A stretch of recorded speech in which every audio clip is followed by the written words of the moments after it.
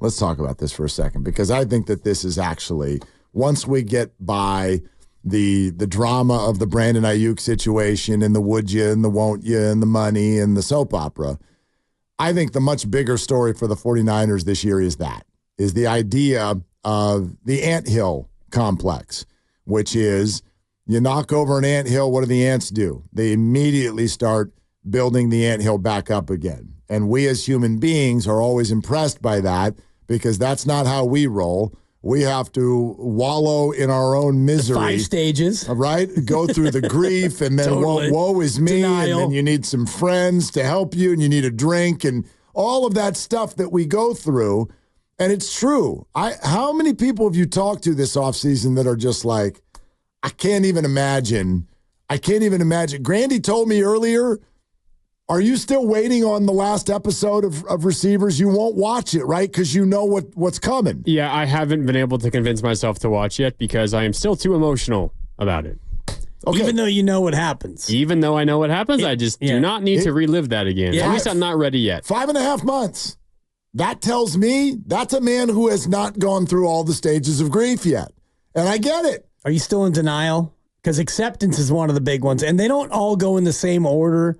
There's anger, there's bargaining. Oh, if only Kyle knew the overtime rules, maybe things would be different. Yeah, maybe it's denial. I don't know what the hell I'm in. I'm just struggling. Not acceptance. Yeah. That doesn't sound like acceptance. Well, and that's I where get Fred Warner was. We talked to him yesterday, and Totally. he's accepted it, and he is the head ant in that anthill analogy, which is a good one. And he's already started building that anthill. But understand that is A, mentally very, very hard. And then B, and this is the part that really sucks.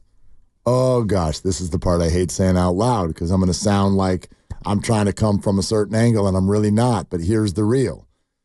Like, they're probably not going to the Super Bowl this year. They're probably not going.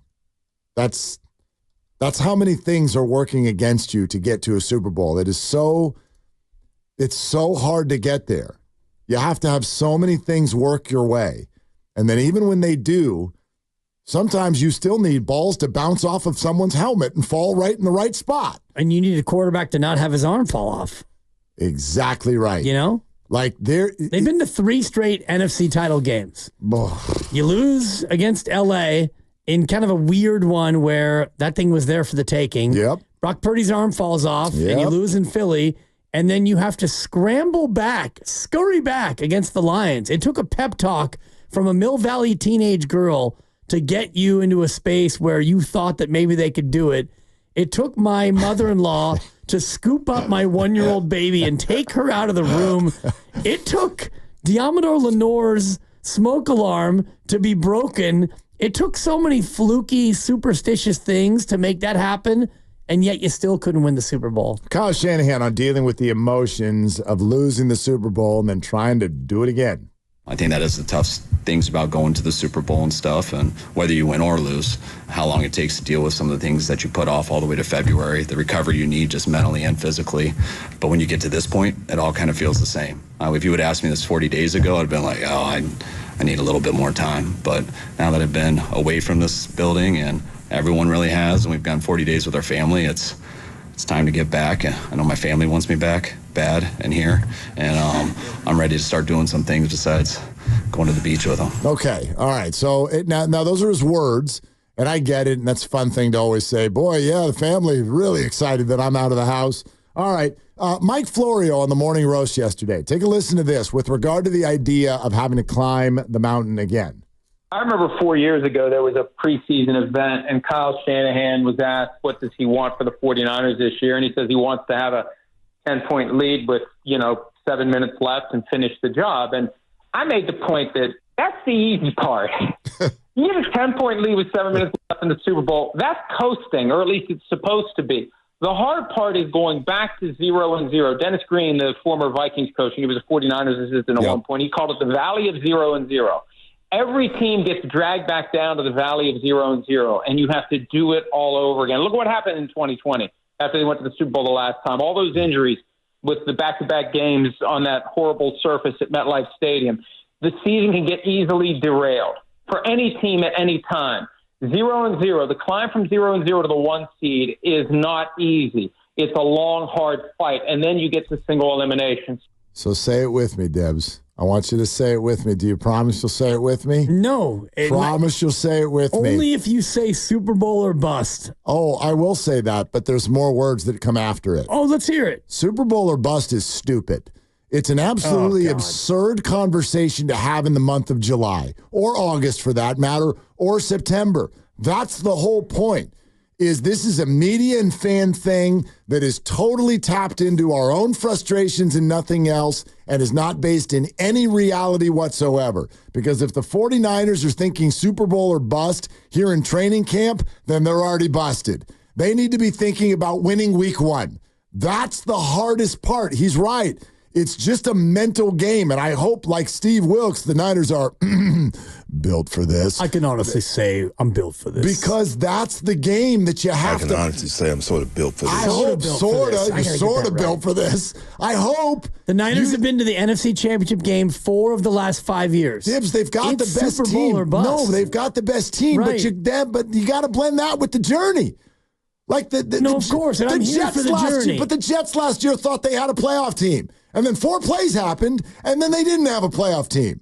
Like, you got... Well, that's on the backup. He's got to be better than that. Dude. If they had Sam Darnold, they would have been a playoff team. And do you think if the Niners end up playing Josh Dobbs this year, they're a Super Bowl or bust? Is that how you feel? I think Dobbsy can get into the playoffs. No, you don't.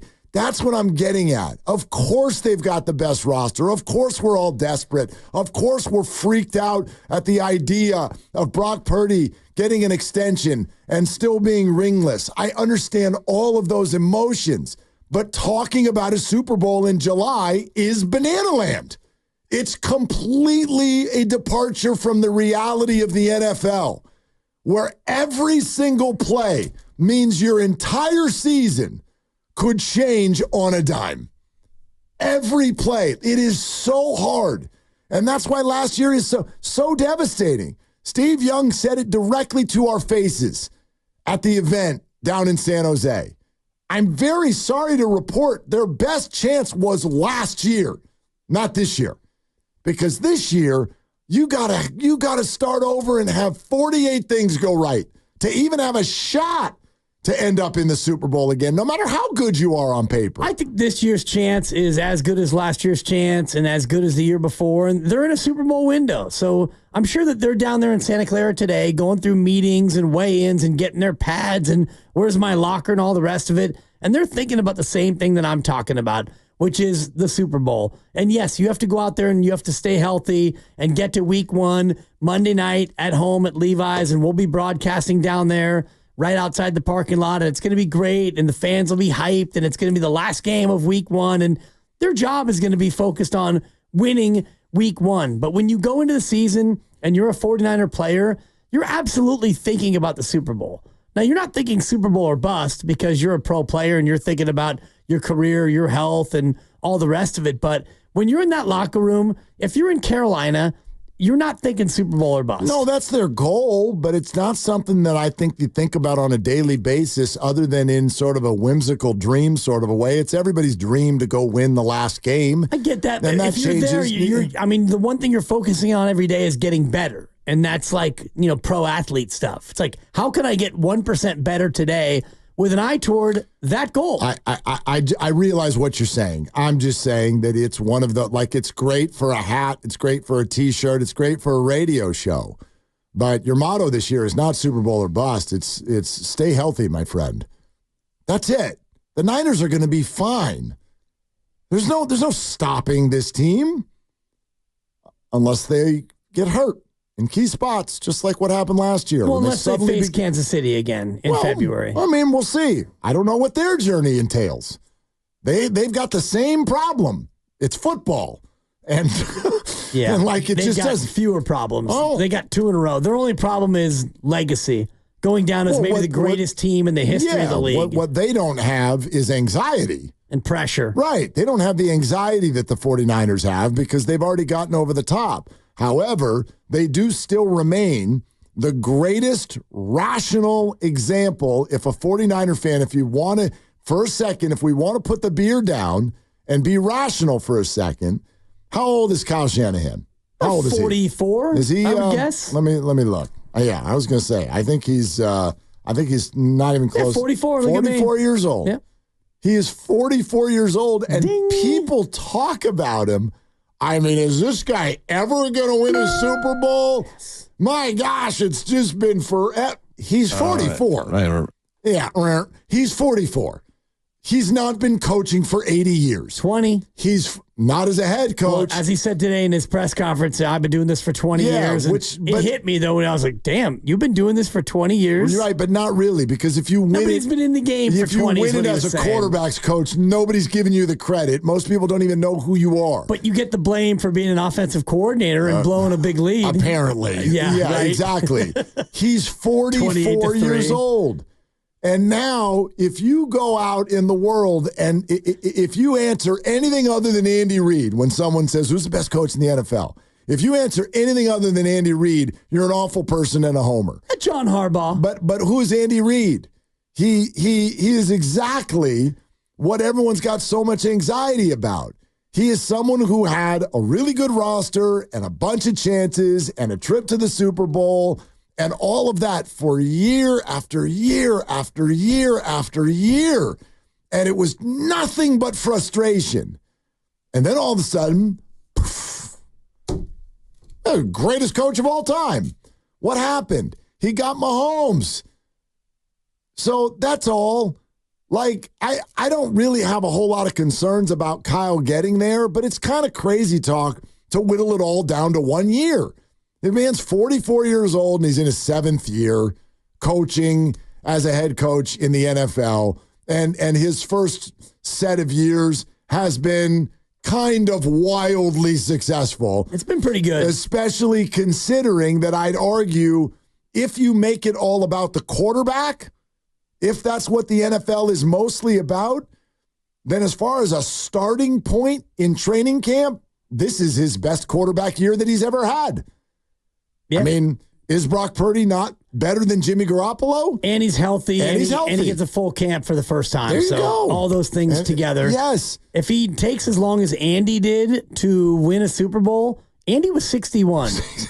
So you're going to deal with 17 more years of Shanahan, and that would mean that he ends up doing it in another place because Andy started at 41 in Philly, and he coached there till he was 54, and then went to Kansas City, and it took him a little bit of time, and then now he's won 3 of the last 5. 44 years old, man. He's 44 years old. That was Andy's 4th year in Philly. They went 12-4. Andy had a good run in Philly, and then they went to the Super Bowl, and then he was fantastic, and they kicked him out. Well, finally, because he kind of fell on tough times at the end. Because 8-8, 4-12, and was that post McNabb? Yeah, exactly. Yeah, he lost his quarterback. That's right. I mean, again, I'm not diminishing coaching in the NFL. I think it's incredibly important. The really good ones show themselves. Andy Reid's a very good coach. John Harbaugh is a very good coach. Kyle Shanahan is a very good coach. There are a handful more that we can name. A lot of them are off the tree. I think McVay is a really good coach. I think LaFleur is a really good coach.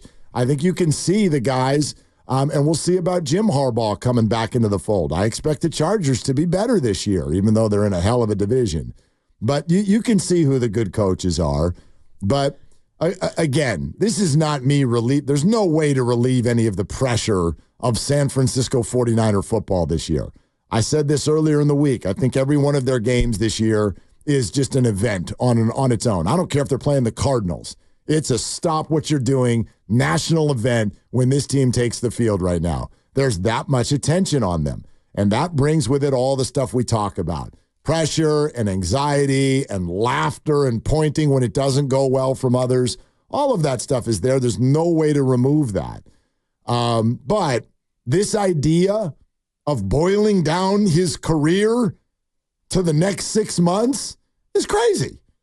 It's crazy that football doesn't work that way. No, Kyle's career is fine. Kyle's career is intact. But I do look at the roster and think about what the future holds, whether they win or not. The roster is going to look different next year, as it does every single year. And for the Brandon Ayuk question, it becomes even more compelling if he doesn't sign his contract. And I don't know if there's a contract that'll be in front of him.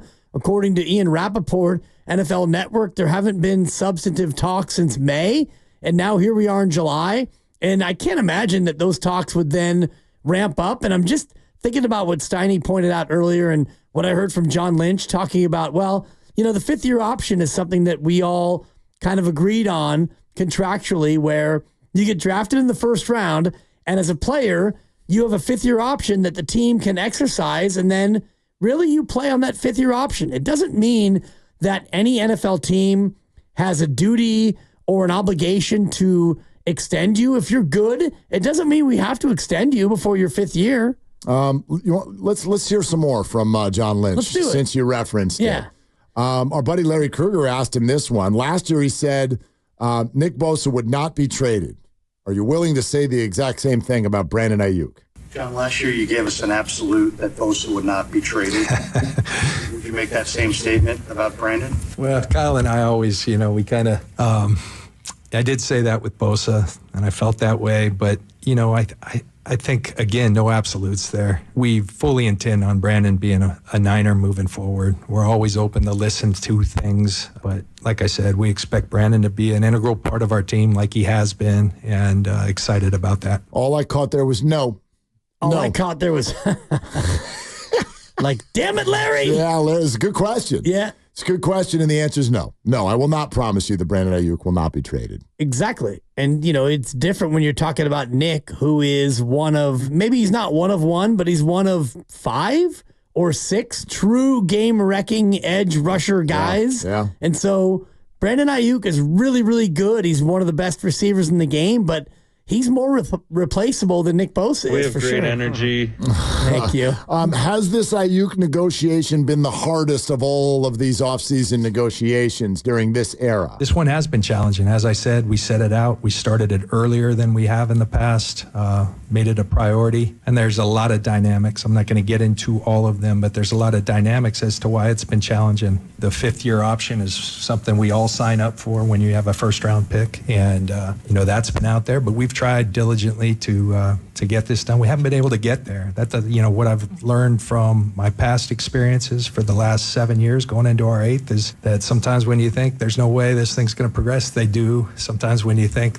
all right, this thing's done tomorrow, it's not. So you just keep going. You stay in communication, and you understand that it's a business. I've been in their shoes. I know where they're at. I know the challenges. I take a lot of pride in having things done so that our team can focus on the job at hand. And it hurts me when that's not always done at this time of year. So I understand that. But again, I think we're in a fortune. We've got a lot of talented players, and we've rewarded a lot. So it does become more challenging in time when you've rewarded so many players. So, but that's also why this is a very good team that has such high expectations. That was right there at the end. That's my number one takeaway of listening to John Lynch. And we'll continue to play a lot of this throughout the show today so that you guys can all feel like you were there. But my number one takeaway was John Lynch continued because they've got that reputation. Oh, the Niners, they're drafted players. They take care of them for a second deal, right? He kept saying, we've got so many good players, and we have taken care of them. So at a certain point, that makes it hard. Makes it hard to keep doing it. And so I sort of took from that, well, it feels like that point would be now. Like we've reached that point where maybe they've taken care of so many guys that they can't take care of the next one. Right, especially as the dynamics he talked about earlier in the answer. There have been a lot of dynamics. I won't get into them. And part of the dynamics have been the exploding wide receiver market. So Brandon Ayuk's value, just based on the comps that were signed around the league, they went up. So all the dynamics, and whether it was TikTok or a trade request or just the other deals that got signed, there were a lot of dynamics that made this deal more difficult than others.